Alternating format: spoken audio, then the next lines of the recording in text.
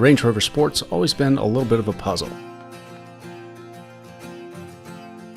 It's just about as capable off-road as the original Range Rover.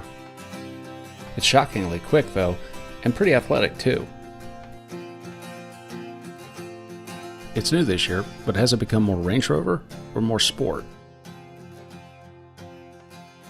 And the Range Rover Sport is in the middle of the Range Rover branded vehicles lineup. So it blends a little bit of the bigger Range Rover and also of the Evoque, and you can notice that more this time around in the way the roofline tapers. There's really a lot of Evoque character in here. Even the LED headlamps look like they want to take wing.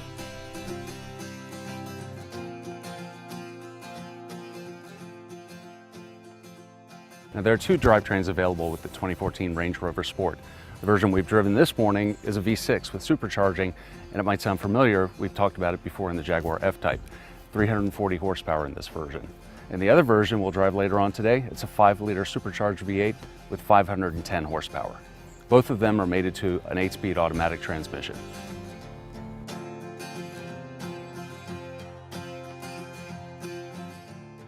Now on the Range Rover and the Range Rover Evoque, they've gone to a rotary style shift control.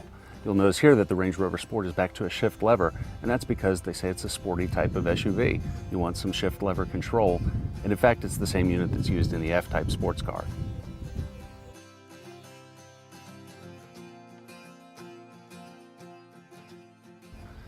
All Range Rover Sports have 4-wheel drive, but there are differences between the two different versions. Some versions have a Torsen limited slip differential rear end. 4-wheel drive, it's an all-wheel drive system that operates automatically. There's also a version with locking differentials. It's a little bit more rugged, more designed for hardcore off-roading. Terrain Response 2 is the updated version of Land Rover's driving controls. It enhances throttle and transmission response, steering assist, suspension damper settings, and it has a traction stability control setting for sporty driving. It also has a dynamic active rear locking differential system, aids traction on acceleration, and locks up to 70 milliseconds quicker than the previous model.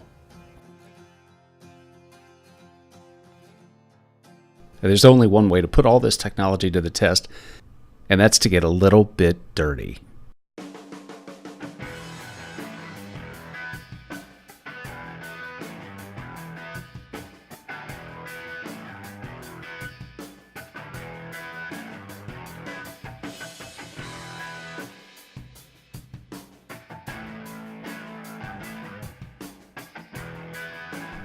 Range Rover Sport has 33.5 inches of wading depth, not to mention 21.5 inches of articulation.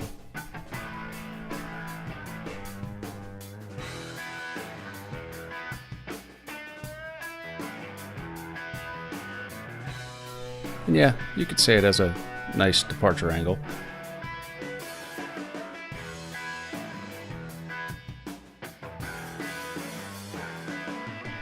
And it's good to know if you're ever late for that flight, the Range Rover Sport won't have any problem getting you there on time, right up into first class.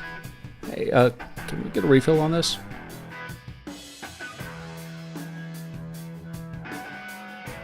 So long as we live, we will never get on a mobile lounge again.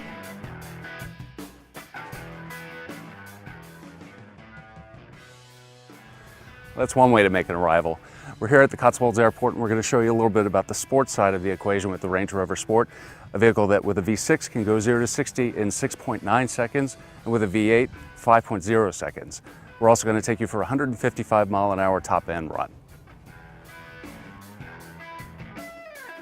Now what you'll need to do is put the Range Rover Sport into dynamic mode. You'll also want to have a spare airport laying around.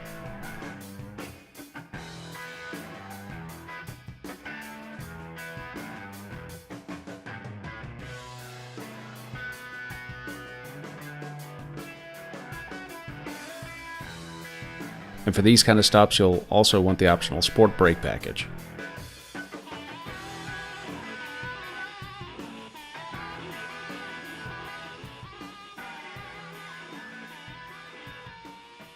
The street performance is better than ever, and so is off-roading, but the Range Rover Sport hasn't forgotten that it's all about luxury. You can choose almost anything you want, from 11 different interior colors, 19 different exterior colors, You can even paint the roof a different color if you want, just like that other British car we know.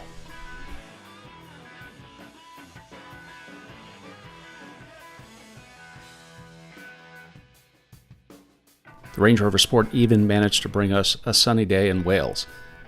Maybe it was witchcraft, maybe there was some money that changed hands. We don't really want to get involved. It's lighter than before and it's more capable off-road than before, but the thing you might want to remember most about this new 2014 Range Rover is the name Sport. I'm Marty Padgett for High Gear Media. Thanks for joining us.